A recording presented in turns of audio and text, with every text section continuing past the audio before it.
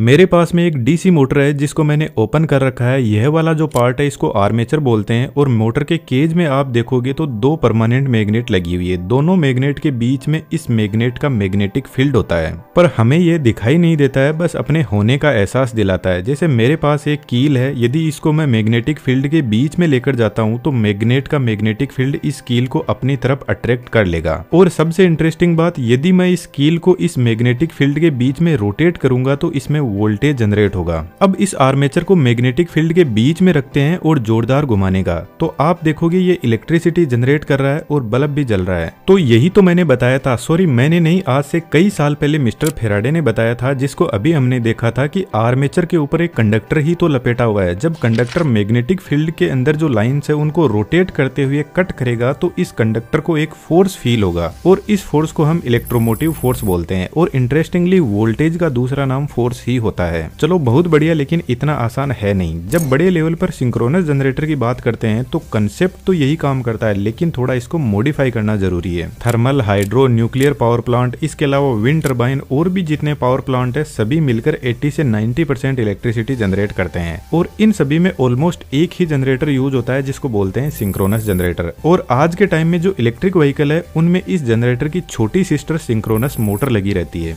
अब मैं तो यही कहूंगा कि इस वीडियो को बिना स्किप किए हुए पूरा देखना, आपके आधे अधूरे पूरे कंसेप्ट क्लियर हो जाएंगे।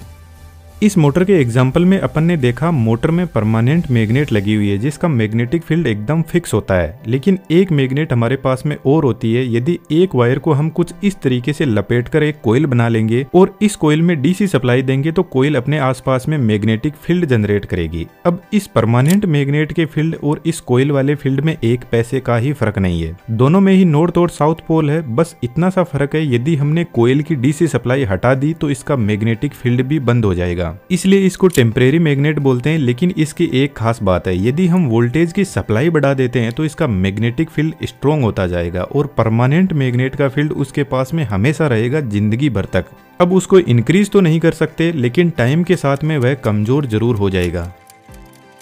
यह एक छोटी मोटर है, इसलिए इसकी वाइंडिंग रोटर पर की हुई है, तो वाइंडिंग रोटेट करती है और मैग्नेट फिक्स होती है। लेकिन जब हम सिंक्रोनस जनरेटर पर पहुंचते हैं तो एक synchronous generator 1500 mega volt ampere power generate करता है, जो साइज में काफी बड़े होते हैं। और इतने बड़े जनरेटर में यदि आर्मेचर वाइंडिंग हमने रोटर पे लगा दी तो यह तबाही मचा देगा, क्योंकि इंडिया में थर्मल पावर प्लांट पे लगा हुआ सिंक्रोनस जनरेटर 3000 आरपीएम की स्पीड में रोटेट करता है। और इतनी हाई स्पीड में आर्मेचर वाइंडिंग यदि रोटेट करेगी और बाय चांस इसका कोई पार्ट इतनी स्पीड में खुल जाए तो बंदूक की गोली की स्पीड से जाएगा। और इतनी हेवी मशीन रोटेट करेगी तो आसपास के एरिया में बहुत वाइब्रेशन होगा।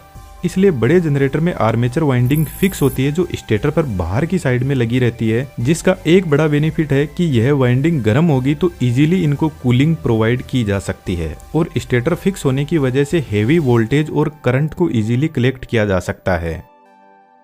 अब हमें वोल्टेज जनरेट करने के लिए इसके रोटर पर परमानेंट मैग्नेट को सेट करना होगा, क्योंकि फेराडे ने कहा था वोल्टेज जनरेट करने के लिए मैग्नेटिक फील्ड होना जरूरी है और वह भी रोटेट करना चाहिए। इतना बड़ा जनरेटर है, यदि हमने बड़ी परमानेंट मैग्नेट बना ली और गलती से वह कहीं इधर उधर चिपक गई तो भाई साहब उसको छुड़वाना हमारे तो बस की बात नहीं है। कहने का मतलब उसको एग्जैक्टली रोटर पे सेट करना बहुत कॉम्प्लिकेटेड होगा, लेकिन हमारे पास एडवांस टेक्नोलॉजी है, हम रोटर पर सेट कर देंगे। पर मैंने अभी बताया कि परमानेंट मैग्नेट की लाइफ बढ़ने पर उसकी मैग्नेटिक प्रॉपर्टी रिड्यूस हो जाती है, तो फिर हमें टेम्परेरी मैग्नेट की तरफ जाना पड़ता है जिसकी अनलिमिटेड लाइफ होती है और मैग्नेट का मेंटेनेंस ऑलमोस्ट ना के बराबर होता है। तो यह एक सेलिएंट पोल रोटर है जिसके ऊपर 4 पोल लगे हुए हैं और इन 4 पोल पर हम एक वाइंडिंग सेट करते हैं जो मैग्नेटिक फील्ड जनरेट कर सके, और इस वाइंडिंग को फील्ड वाइंडिंग बोलते हैं। बस इतना ध्यान रखना, यह एक सिंपल सी कोयल थी और जैसे ही हमने इसको रोटर पे लगाया तो इसका नाम बदल के हमने कर दिया फील्ड वाइंडिंग। इस फील्ड वाइंडिंग में जब हम डीसी सप्लाई देंगे तो कांस्टेंट मैग्नेटिक फील्ड जनरेट होगा। अब रोटर में डीसी सप्लाई देने के लिए हम एक्सटर्नल बैटरी को यूज करते हैं। रोटर पे स्लिप रिंग लगी रहती है जिससे फील्ड वाइंडिंग को सप्लाई जाती है। जब फील्ड वाइंडिंग को सप्लाई दी जाएगी तो यहाँ पर मैग्नेट के पोल जनरेट होंगे, नॉर्थ और साउथ पोल। आपके लिए एक छोटा सा क्वेश्चन है, यदि हम इस फील्ड वाइंडिंग में एसी सप्लाई देंगे तो क्या यह मैग्नेटिक फील्ड जनरेट करेगी और उस मैग्नेटिक फील्ड को यूज में लिया जा सकता है या नहीं?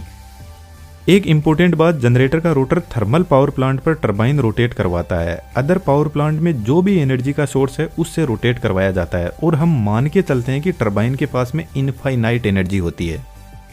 तो इजी अंडरस्टैंडिंग के लिए हम स्टेटर पे एक वाइंडिंग रखते हैं जो सिंपल सी एक कोयल है बस, और रोटर को रोटेट करवाते हैं। जब फील्ड लाइन स्टेटर वाइंडिंग को कट करेगी तो स्टेटर वाइंडिंग में इलेक्ट्रोमोटिव फोर्स यानी ईएमएफ जनरेट होगा, यानी वोल्टेज जनरेट होगा। थोड़ा इसको आसान करते हैं, फील्ड वाइंडिंग में डीसी सप्लाई दी और रिजल्ट में हमें मैग्नेटिक फील्ड मिला। यह मैग्नेटिक फील्ड स्टेटर कोयल पे पहुंचेगा और स्टेटर कोयल में भी स्टेटर का मैग्नेटिक फील्ड जनरेट होगा इस रोटर वाले फील्ड से। तो अब जो स्टेटर है वह मैग्नेटिक फील्ड को वापस इलेक्ट्रिसिटी में बदल देगा जिसको ईएमएफ बोलते हैं। लेकिन यह ईएमएफ अल्टरनेटिंग होगा, कहने का मतलब एसी वोल्टेज होगा। तो सिंपल कहें तो जज्बात ही बदल गए, डीसी सप्लाई दी थी और एसी मिल रही है। जब रोटर का नॉर्थ पोल इस पोजीशन पर होगा तो आप देखोगे बहुत कम फील्ड लाइन स्टेटर वाइंडिंग को कट कर रही है। जैसे जैसे रोटर आगे बढ़ेगा तो फील्ड लाइन स्टेटर वाइंडिंग को ज्यादा कट करेगी, तो स्टेटर वाइंडिंग में ईएमएफ इंड्यूस होगा जिसकी वेवफॉर्म कुछ इस तरीके से बनेगी। जब रोटर और रोटेट करेगा तो अब फ्लक्स लाइन वापस कम हो रही है तो वोल्टेज की वेवफॉर्म भी कम होने लगेगी। नॉर्थ पोल के जाते ही साउथ पोल आ जाएगा और साउथ पोल के अंदर आप देखोगे जो फील्ड की लाइंस है उसकी डायरेक्शन रिवर्स साइड में है। तो जैसे जैसे रोटर रोटेट करेगा वैसे वैसे वोल्टेज की वेवफॉर्म रिवर्स डायरेक्शन में भी बनती जाएगी, ठीक नॉर्थ पोल के जैसे। इस तरीके से हमें अल्टरनेटिंग करंट मिलता है। अब फिलहाल हमारे पास में स्टेटर पर एक ही वाइंडिंग है तो स्टेटर पर हम 3 वाइंडिंग सेट करते हैं। तीनों एक दूसरे से 120 डिग्री के फेज एंगल पर होती है और जब इन तीनों वाइंडिंग के अंदर रोटर रोटेट करेगा तो हमें 3 फेज सप्लाई मिलती है। सिंक्रोनस जनरेटर की स्टेटर वाइंडिंग स्टार कनेक्शन में कनेक्टेड रहती है जहां तीनों वाइंडिंग के एक एक वायर से 3 फेज निकलेंगे RYB। बचे हुए तीनों को जोड़कर एक कॉमन वायर निकाल देंगे और इस कॉमन वायर को न्यूट्रल वायर बोलते हैं। कुछ लोग कंफ्यूज हो रहे होंगे कि यहाँ पे तो डीसी सप्लाई को एसी में बदला गया है, फिर पावर जनरेट कैसे हुई। तो हम रोटर के फील्ड में बहुत कम अमाउंट में डीसी सप्लाई देते हैं जिससे सिर्फ फील्ड जनरेट हो जाए और टर्मिनल आउटपुट में हमें ट्रेमेंडस अमाउंट में पावर मिलती है।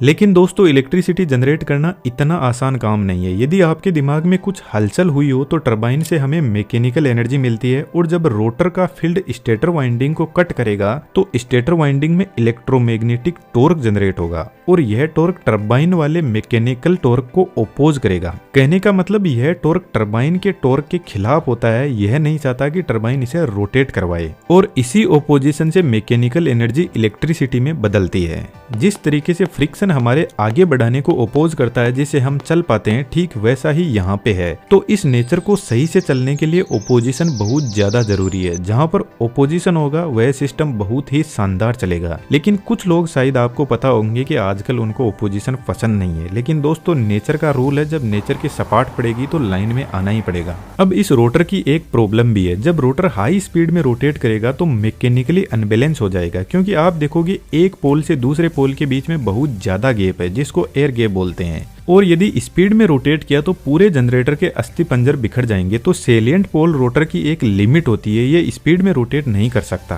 तो salient pole synchronous generator hydro power plant या विंड टरबाइन में लगे रहते हैं जहां पर जनरेटर की स्पीड कम होती है। लेकिन थर्मल पावर प्लांट पर टरबाइन जनरेटर को 3000 आरपीएम की स्पीड पर रोटेट करवाता है। तो सिंक्रोनस जनरेटर में एक दूसरा रोटर लगाया जाता है जिसका नाम है सिलेंड्रिकल पोल रोटर। दोनों ही रोटर पर डीसी सप्लाई दी जाती है और सेम ही तरीके से काम करते हैं, बस इनकी एक्सियल लेंथ ज्यादा होती है और यहाँ पर एयर गैप भी नहीं है, जिसकी वजह से यह रोटर हाई स्पीड में रोटेट कर सकता है। सिंक्रोनस जनरेटर का एक और बेनिफिट होता है, हम फील्ड वाइंडिंग में वोल्टेज बढ़ाते हैं तो ज्यादा मैग्नेटिक फील्ड जनरेट होगा और जनरेटर आउटपुट में ज्यादा ईएमएफ जनरेट करेगा। तो जब जनरेटर पे लोड कम या ज्यादा होता है तो हम फील्ड वाइंडिंग के वोल्टेज से जनरेटर के आउटपुट को कंट्रोल कर सकते हैं।